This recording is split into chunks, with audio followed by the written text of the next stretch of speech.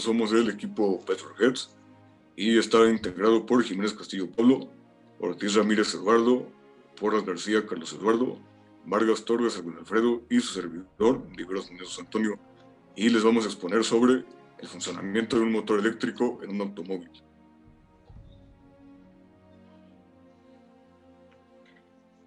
Buenas tardes, soy Jiménez Castillo Pablo y yo les voy a hablar sobre el funcionamiento del motor eléctrico automotriz. Para empezar, me gustaría dar una breve introducción sobre los coches eléctricos. Los coches eléctricos, a diferencia de los coches de combustión, tienen algunas diferencias y una de ellas es que los motores eléctricos cuentan con menores piezas móviles, tienen un funcionamiento más sencillo y más fiable, no cuentan con un sistema de refrigeración ni caja de cambios convencional. A grandes rasgos, el usuario solo debe preocuparse por rellenar el depósito del limpiaparabrisas y del líquido de frenos. Si abrimos el capó de un coche eléctrico, a simple vista la apariencia externa del motor eléctrico no es muy diferente a la de un motor de combustión. No obstante, al encenderlo, podemos comprobar que, al contrario de los motores térmicos, no emite ruidos, ni olores, ni calor. Y bueno, antes de conocer el funcionamiento de un motor eléctrico, hay que saber las partes que lo componen, puesto que no encontraremos cigüeñal, ni cilindros, ni pistones o sistema de escape, entre otras cosas. Y las partes de este tipo de motores son básicamente cuatro. En primer lugar tenemos el cargador embarcado, que se encarga de transformar la energía eléctrica de un punto de recarga de corriente alterna en corriente continua, y es la que se acumula en la batería. Después tenemos la batería, que es en donde se almacena la energía eléctrica en pequeñas celdas, y podemos decir que es el depósito de combustible de los coches eléctricos. Después tenemos al convertidor, que se encarga de transformar la energía de corriente continua a corriente alterna y viceversa, dependiendo si estamos en aceleración o en desaceleración. Y después tenemos, por último, el motor eléctrico, que convierte la energía en movimiento. Si se encuentra en desaceleración, se puede recuperar la energía del frenado transformando la energía cinética en eléctrica. Y la siguiente, por favor.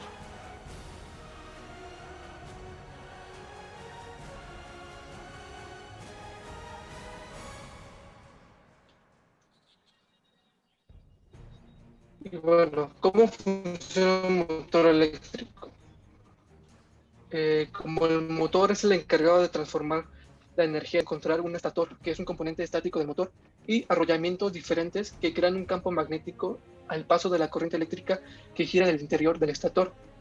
Al centro podemos encontrar un rotor, que es la parte móvil donde se encuentra un campo magnético fijo. Gracias a que este campo magnético gira en el estator, arrastra el campo magnético fijo del rotor, haciéndolo girar. Mediante una serie de engranajes, permite que las ruedas del auto eléctrico giren, generando movimiento. Y una de las características más interesantes de un automóvil eléctrico es la manera en la que gestiona la energía en las diferentes fases de manejo. Podemos hablar de dos etapas diferentes, la fase de aceleración y la fase de desaceleración. En la fase de aceleración, aquí es donde la energía eléctrica en forma de corriente continua pasa de la batería al convertidor, que modifica esta energía de corriente continua a alterna. Cuando llega al motor, mueve el motor para generar el movimiento de las ruedas. Y por último tenemos la fase de desaceleración, que es el movimiento. Bueno, el movimiento aquí es el contrario que en el anterior. Inicia en las ruedas y finaliza al levantar el pie del acelerador. Aquí el motor genera resistencia y convierte la energía del movimiento en corriente alterna, que pasa por el convertidor y la convierte en corriente continua, misma que almacena en la batería. El proceso se repite cuando entra en la frenada regenerativa en el auto eléctrico. Y eso es todo por mi parte. Gracias. Yo les voy a hablar sobre los tipos de motores y sus componentes. Introducción. El motor eléctrico propiamente dicho no es el corazón del vehículo eléctrico, sino una parte muy importante de un sistema de propulsión que incluye elementos como inversores, cargadores, conversores, unidades de control electrónico y baterías. Los motores eléctricos pueden ser de corriente continua o alterna. Teniendo en cuenta esto, podemos hablar de 4 tipos de motores que existen en coches eléctricos. Motor de corriente continua sin escobillas. Este motor emplea corriente continua, siendo esto una ventaja ya que puede tomar la energía directamente de la batería, sin pasar por una etapa de conversión. Esta corriente es direccionada al estator, que está compuesto por una serie de bobinas. Este es un hilo conductor, aislado y enrollado repetidamente, ubicados una al lado de la otra, siguiendo una especie de circunferencia cuando se energizan. Estas bobinas son capaces de crear un campo magnético. El rotor, que es una especie de imán con polos negativos y positivos, gira para alinearse al campo magnético, creado por cada bobina del estator. Entonces, para lograr que el rotor gire, lo que se hace es que este motor es pasar la energía de una bobina a la siguiente del estator, provocando que el rotor vaya acompañado de este cambio y por ende girando. Y si analizamos la forma del campo magnético que se genera en el interior del motor, este es del tipo radial. Desventajas. Estos requerían una conexión física con el rotor. Para que ésta gire, lo producía un desgaste y una mejor velocidad de punta fruto de la fricción permanente. El estator, por su parte, se trababa de un imán permanente con sus dos polaridades. En cuanto a su uso, hoy es muy difícil de encontrar vehículos tanto híbridos como eléctricos que monten este tipo de motores. Motor sincrónico de imanes permanentes de flujo radial y corriente alterna. Este es el motor más empleado hoy en la industria automotriz, el cual utiliza corriente alterna para funcionar, haciendo necesario entonces que la corriente continua que proviene de las baterías pase por un inversor para convertirse en corriente alterna antes de llegar al motor, yendo al estator. Esta se compone de 3 bobinas conectadas en estrellas, mientras que el rotor consta de imanes permanentes que crean un flujo constante sin necesidad de bobinados o escobillas. Para que se produzca el movimiento, el estator debe energizarse mediante un accionamiento de velocidad variable, capaz de modificar la magnitud y la polaridad de la corriente en cada bobina, que tiene la tarea que está a cargo del inversor mencionado anteriormente, y para ello el sistema necesita conocer exactamente la posición del rotor, motivo por el que deben contar con sensores de posición. Estos motores son los más populares entre los vehículos híbridos y eléctricos actuales y se pueden encontrar en modelos como el Nissan Leaf, Chevrolet Bolt, Renault, Zoe y Mitsubishi Ymir, o el mismísimo Tesla Model 3. Al tener un rotor con imanes permanentes que generan su propio campo, son más eficientes y no requieren energía extra para la generación del mismo, y que se estima que en promedio su eficiencia puede rondar el 90% para la mayoría de los vehículos mencionados anteriormente, excepto para el Model 3, que se descolla con un asombroso 97% de eficiencia. Y aquí vemos un pequeño diagrama de este motor. Motor asincrónico de inducción de corriente alterna. Este motor tiene notables similitudes con el motor sincrónico de imanes permanentes, ya que, por ejemplo, el estator es prácticamente igual. Tiene 3 conjuntos de bobinas o de vanados conectados en la estrella por donde circula la corriente eléctrica. Además, se alimenta de corriente alterna que es gestionada por el inversor para crear el campo giratorio en el mismo. La gran diferencia radica en el rotor, que es completamente distinto, conectado mediante escobillas que provean corriente para generar el mismo. Por el contrario, y como su nombre lo indica, la corriente que circula por el estator crea un campo que genera por inducción la aparición de un campo magnético en el rotor. Esta fuerza corriente transmitida por los devanados del rotor es consecuencia de lo que en electricidad se denomina FEM, fuerza electromagnética inducida.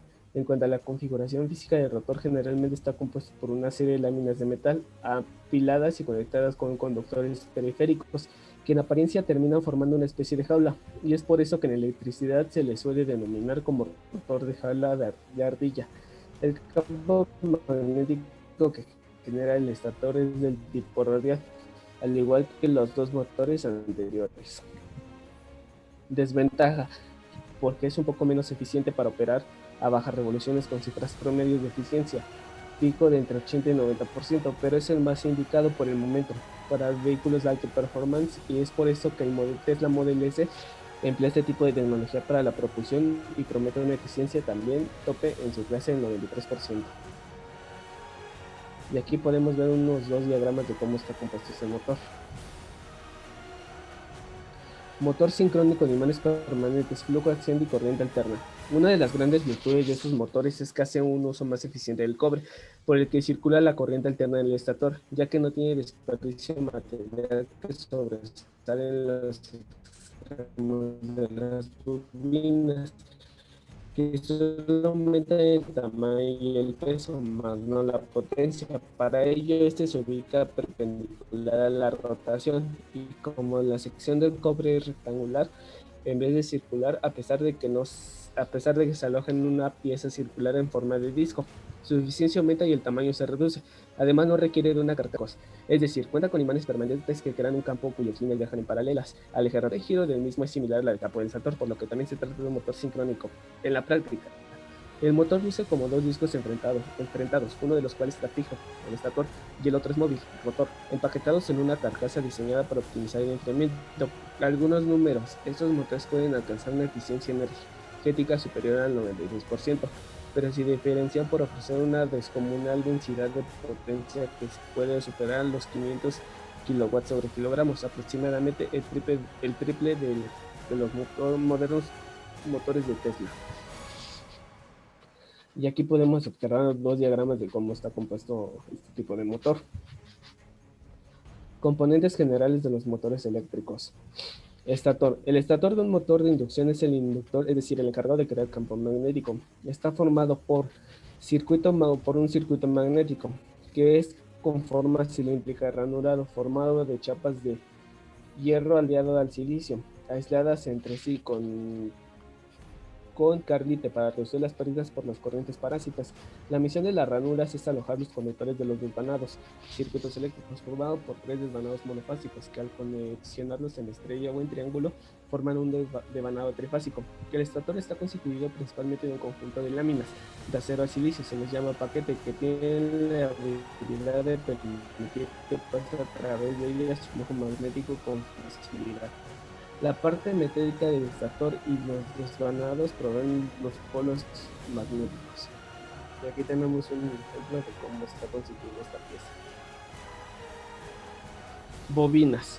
Se consigue corriente continua en la salida. Rotor. El rotor es el componente que gira, rota en la máquina eléctrica, ya sea motor o un generador eléctrico, junto con su contraparte fija. El estator forma el conjunto fundamental para la transmisión de potencia, creado bien por un imán o por el paso por el otro juego de bobinas, arrolladas sobre unas piezas polares que permanecen estáticas y que constituyen lo que se denomina estator de una corriente continua o alterna, dependiendo del tipo de máquina de que se trate. Escobillas. En electricidad se necesita frecuentemente establecer una conexión eléctrica entre la parte fija y la parte rotatoria de un dispositivo. Ese es el caso de los motores o generadores eléctricos, las bobinas del rotor. Inversor. Funcionamiento. Un inversor siempre analógico consta de una bobina, un inductor y un interruptor, el cual se utiliza para interrumpir la corriente y colapsar el campo magnético de la bobina, generando una onda pulsante inversa. Esta onda pulsante inversa es variable en el tiempo y puede inducir corriente. Carcasa. Tiene la función de proteger los componentes que desempeñan el funcionamiento del mismo motor eléctrico. Comúnmente son hechos de aluminio, ya que está disponible comercialmente hasta con 99.8% de pureza. Los elementos de aleación más comunes son el cobre, el silicio, el magnesio y el zinc, en diversas cantidades hasta alrededor del 5%. Y eso fue todo por mi parte. Bueno, ahora veremos la recarga y regeneración de energía. Siguiente, por favor.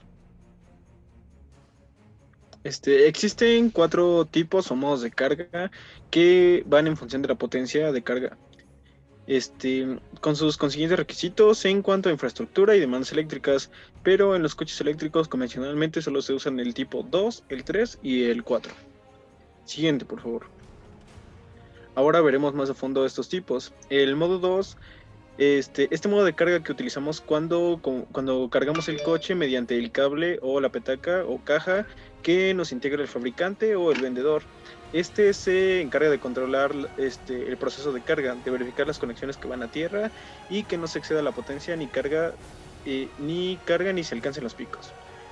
Pero el problema de viene que como se conecta directamente al enchufe de la casa, estos cables no soportan tanta corriente, lo cual hace que sea un poco más lento. ya que el enchufe empleado que lo convierte en el modo de carga más lento, se utiliza unos 2300 kilowatts, ya que la intensidad de corriente se limita a solo 10 amperes para evitar sobrecalentamiento. El modo 3 este es el modo en que la mayoría de los usuarios de coches eléctricos usan y requiere la instalación de un punto de carga en su vivienda, el cual la caja anterior de control se coloca en la pared. Y la ventaja de este sistema es que sin una instalación eléctrica importante es capaz de ofrecer una mayor rapidez de carga, en la práctica de 7200 watts, aunque teóricamente puede suministrarse hasta 44 kilowatts, ya que por sus cables puede pasar una mayor intensidad de corriente que por las de nuestra casa. Siguiente, por favor. Por último tenemos el modo 4, que este se considera el modo de carga más rápido, y esto se debe a que en lugar de usar un cargador embarcado del vehículo, se carga directamente en corriente continua. Esta se obtiene de un transformador externo. Mediante este modo podemos obtener potencias de carga de entre 50 y 300 kilowatts, pero por desgracia este tipo de cargadores son los menos extendidos debido al alto coste que tienen, además de la cometida eléctrica que se necesita para alimentarlos y que en determinadas zonas de infraestructura no sería capaz de soportarlo. 4 puestos de 350 kilowatts equivalen a más de 240 viviendas. Y otro inconveniente para el usuario final es que este tipo de cargadores suelen ser de pago.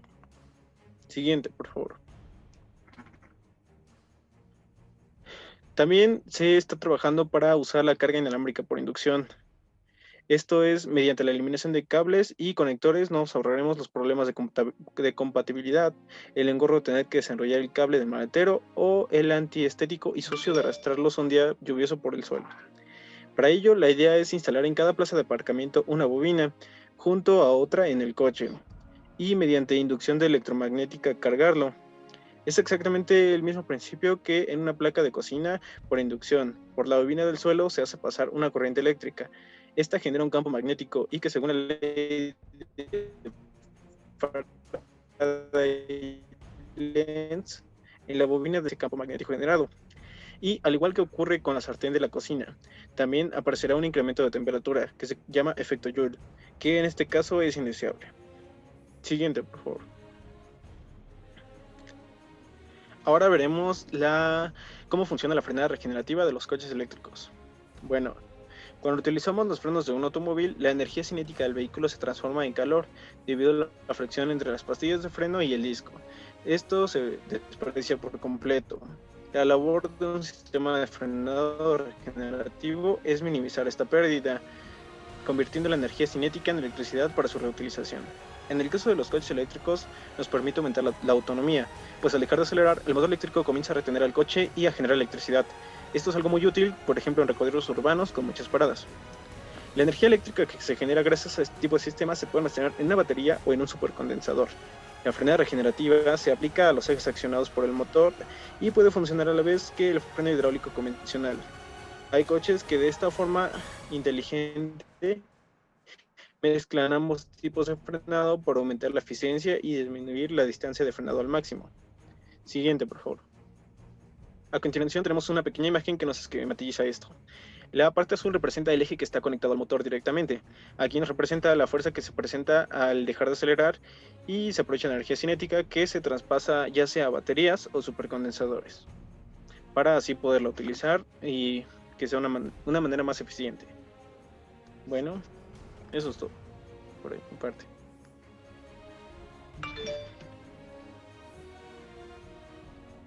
Bueno, ahora vamos a explicar cómo transmite el motor eléctrico el movimiento hacia las ruedas. Siguiente, por favor.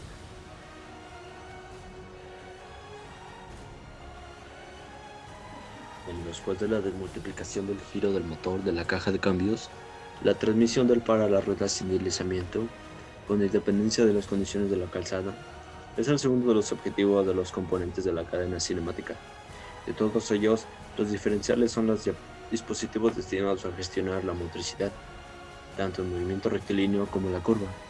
En los últimos modelos de vehículo, los sistemas de bloqueo de diferencial, utilizados durante años para evitar el deslizamiento, están siendo sustituidos por la función de frenado selectivo del sistema ABS-ESP, un sistema menos costoso pero de menor fiabilidad y eficacia. Siguiente, por favor.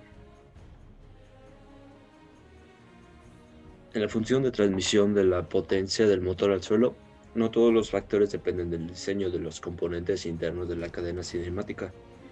Hay un aspecto adicional en la arquitectura del vehículo que influye notablemente en las reacciones dinámicas, como la disposición de la caja de cambios, guión motor, guión transmisión. Desde los inicios del automóvil, la disposición mecánica clásica ha venido haciendo el motor cambio delantero longitudinal y propulsión trasera.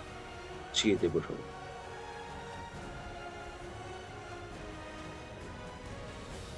Esta disposición mecánica clásica se beneficia dinámicamente de la carga del peso que se transfiere al eje motriz al acelerar el vehículo y de un reparto de peso entre ejes muy equilibrado.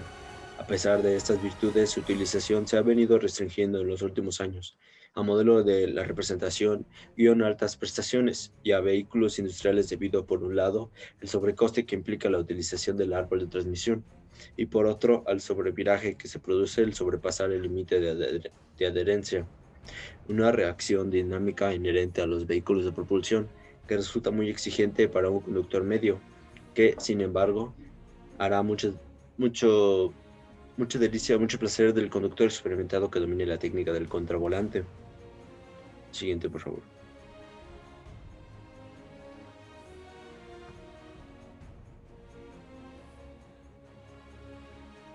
Bueno, existen disposiciones mecánicas todavía más exclusivas que solo se utilizan en vehículos de altísimas prestaciones, la propulsión y el motor trasero, sea la de motor trasero central, la más eficaz, aunque sus rápidas reacciones exigen un gran nivel de conducción, o la disposición del motor colgado por detrás del eje, utilizado en los Alpine y los Porsche 911, cuyo sobrecargo de peso proporciona gran motricidad a cambio de un momento polar de inercia muy crítico, de modo que este ofrece un tipo de conducción peculiar y exigente y apreciado por los puristas. A partir del año 70, la mayoría de los fabricantes adoptaron la posición del motor guión cambio delantero, fuera de la posición longitudinal o transversal, y a la tracción delantera. Siguiente, por favor.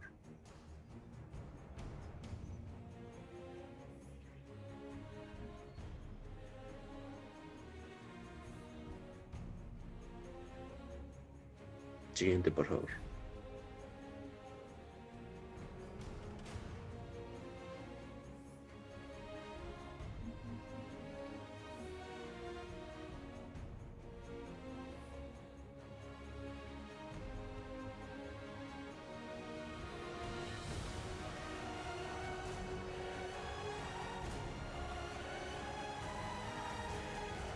Esta arquitectura, disponible desde muchos tiempos antes, permitía unos menores costes de fabricación al prescindir del árbol de transmisión y un comportamiento de subviraje al sobrepasar el límite de adherencia, mucho más intuitivo y predecible, y por lo tanto más fácil de corregir que el de los modelos de propulsión, en detrimento de un comportamiento dinámico menos efectivo sobre el papel, debido a la descarga de peso del eje motriz que éste produce durante la transferencia de masas de la aceleración.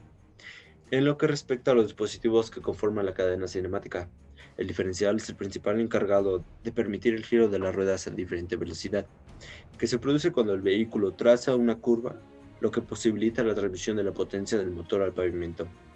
Para conseguirlo, se sirve de una corona que gira a velocidad del motor, pero desmultiplicada por la caja de cambios, la cual aloja unos planetarios engranados con unos semiejes satélite que giran solidarios a las ruedas. Siguiente, por favor.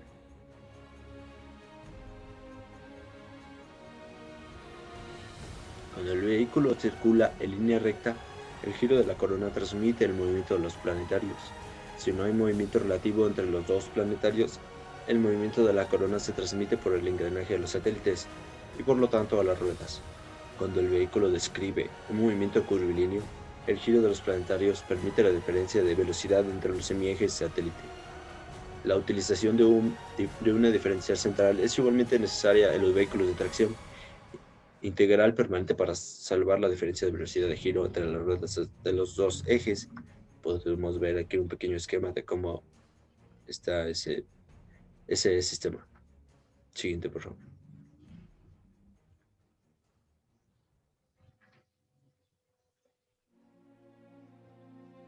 Precisamente la función más importante del diferencial La de absorción del giro relativo entre los semiejes al transmitir el par motriz es donde reside una principal limitación dinámica. Si una de las ruedas se encuentra en contacto con una superficie muy deslizante, la transmisión del par del motor se producirá por el semieje que ofrezca menor resistencia, por lo que el vehículo perderá la motricidad, un aspecto especialmente importante en la utilización todoterreno intensiva, debido a las condiciones de baja adherencia del firme. Podemos leer aquí el ejemplo. Siguiente, por favor.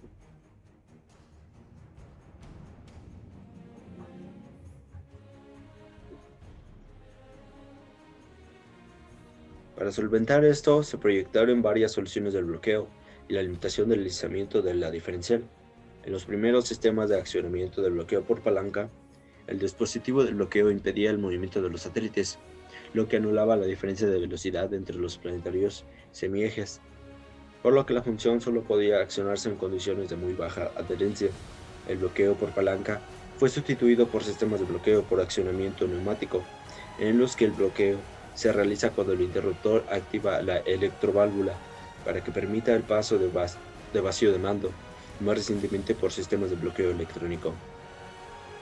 Para estos sistemas de bloqueo no solo son necesarias la conducción de ORROAD, el efecto de la limitación del deslizamiento puede ser igualmente necesario en la conducción deportiva o de competición, en la que la transferencia de masas que se produce al trazar una curva puede provocar la pérdida de motricidad de la rueda interior a la trayectoria para el efecto de diferencial y por lo tanto una pérdida de velocidad de paso por curva y de tiempo.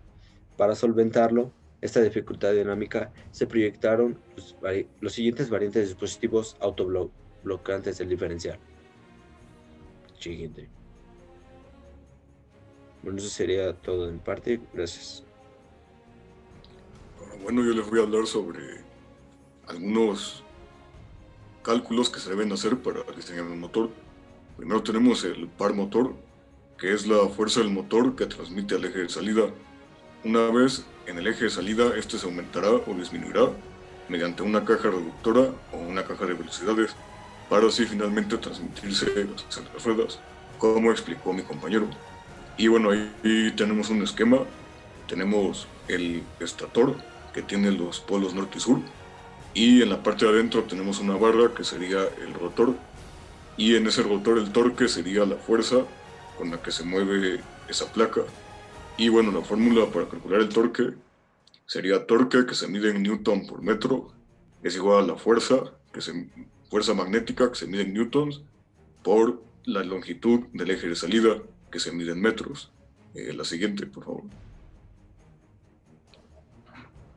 Después tenemos la potencia mecánica, que es la cantidad de torque que el motor suministra por unidad de tiempo, o también se puede interpretar como la cantidad de par que entrega el motor en su eje de salida por cada revolución. Como podemos ver ahí en el diagrama, tenemos un motor y la potencia mecánica sería la potencia que sale del motor, y para calcularlo tenemos que la potencia, que se mide en watts, va a ser igual al torque en newton metros multiplicado por la velocidad angular del motor, que sería en radianes sobre segundo. La siguiente. Después tenemos la potencia eléctrica, que es la potencia que depende del consumo eléctrico y del voltaje.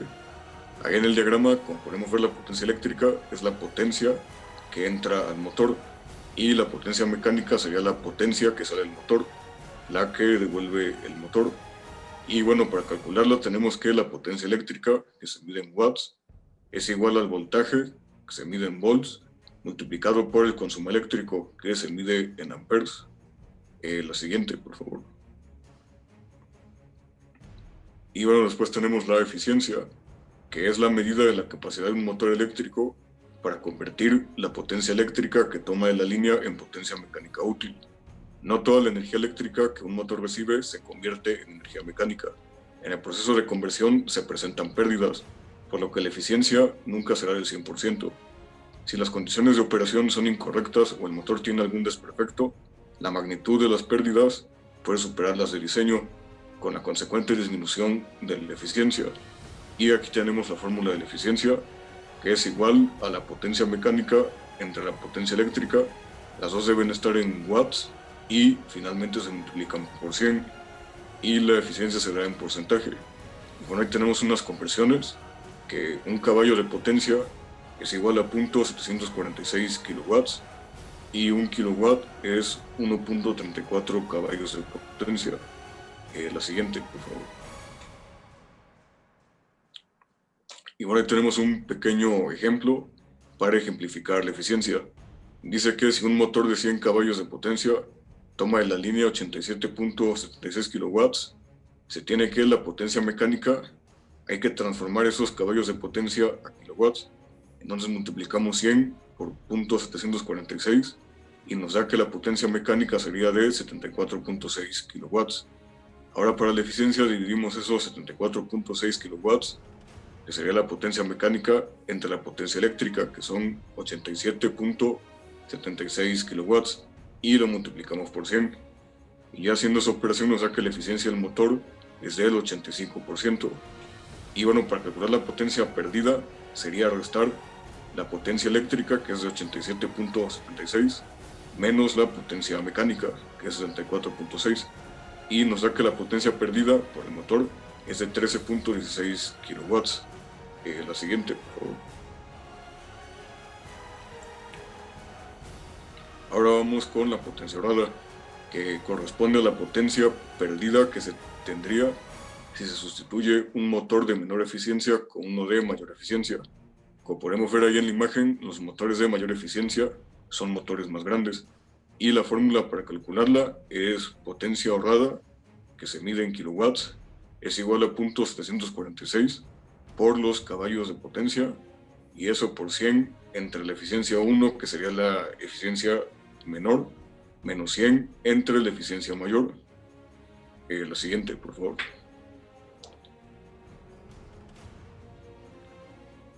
Entonces, sustituyendo las eficiencias en la fórmula, obtenemos que, en este caso, el motor anterior era del 85% de eficiencia. Entonces, si lo queremos sustituir por un motor de 90% de eficiencia, tenemos la fórmula que sería 0.746 por 100, que serían los caballos potencia, eso por 100 entre la menor eficiencia, que sería de 85, menos 100 entre la mayor eficiencia, que sería de 90, y finalmente nos da una potencia ahorrada de 4.87 kilowatts. Como vemos, es menor desperdicio de potencia que si tuviéramos el motor de 85%. Entonces, como se puede observar, al sustituir el motor de 85% de eficiencia por uno de 90% de eficiencia, se pierde menos potencia en el proceso de conversión. Y bueno, la eficiencia de un motor cae bruscamente cuando el motor tiene poca carga o cuando está sobrecargado. Además, un motor sobredimensionado demandará una mayor potencia reactiva, disminuyendo así el factor potencia, que es lo que vamos a ver más adelante. La siguiente, por favor. Entonces vamos a ver qué es la potencia activa. La potencia activa es la energía consumida por dispositivos que transforman la energía eléctrica en mecánica, lumínica, térmica o química, la cual es capaz de producir trabajo útil, y es similar a la energía consumida por una resistencia eléctrica. Su símbolo es P y se mide en watts. Entonces, la potencia activa de un motor sería la potencia que necesita para poder encender las luces o para tomar energía de la batería. La siguiente, por favor.